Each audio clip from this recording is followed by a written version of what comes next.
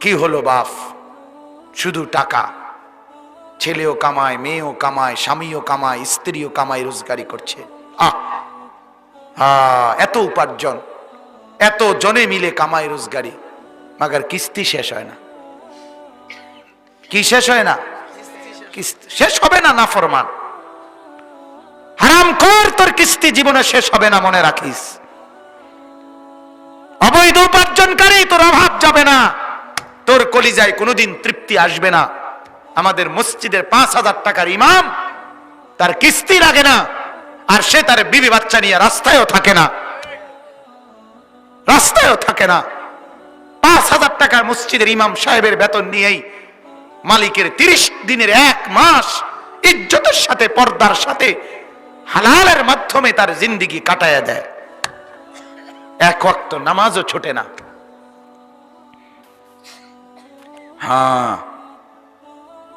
এজন্য আমার বাপ এটা ফিকির করেন, নিজেদের ছেলে, নিজেদের মেয়ে, তাদেরকে আপনি এমন পথে চালাবেন যে পথে তারা বৈধ উপার্জন করবে, বৈধ উপার্জন করবে। আমার এই বয়স, আজ 15 বছর হয়।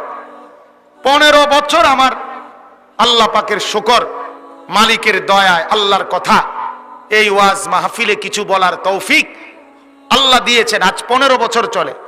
আমার মা এখনো আমার মা আমারে মাঝে মাঝে বলে, বাপ আনিস, চাইও কারো কাছ থেকে টাকা পয়সার জন্য কোনো মনোমালিন্য করো না। এই কথা আজও বলে দেয়। ছোট্টবেলার থেকে যে বুঝ নিয়ে বড় হয়েছি, আজও সেই বুঝ নিয়েই আছি।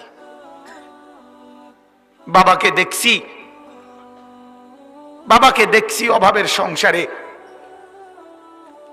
27 দিন তারাবির নামাজ যেদিন শেষ হয়েছে, তারপর দিন একটা পাঞ্জাবির কাপড় কিনা দিছে আমারে। ঈদের দিনও সকালবেলা, আমি ঈদের দিন, আজ ঈদ ফজরের নামাজ পড়ে আমি টেইলারের দোকানে দাঁড়ায় ছিলাম। আমার পাঞ্জাবিটা তখনও সেলাই হয় নাই। আমি ঈদের নামাজে যাব কিভাবে? আমি সেই অভাবের সংসারে বড় হয়েছি। তারপরও কোনোদিন বাপ অবৈধ রোজগারের পিছনে যায় নাই। এক মসজিদের ইমামতি করছে 43 বছর। আব্বা এক মসজিদে নামাজ পড়াইছে, এক মসজিদ। 43 বছর এক মসজিদের ইমাম ছিল আমার বাপ। এটা বোঝা উচিত, নিজের সন্তানকে গুনাহের রোজগারের উপরে নামাই দিয়ে কেমনে সুখ আসবে?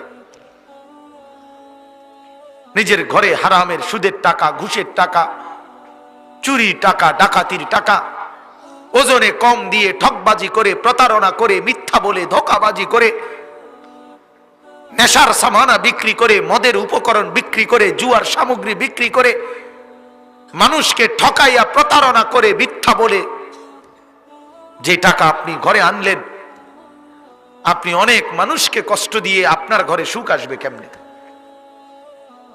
বলে? আল্লাহ আমাদেরকে বুঝার তৌফিক দান করুক।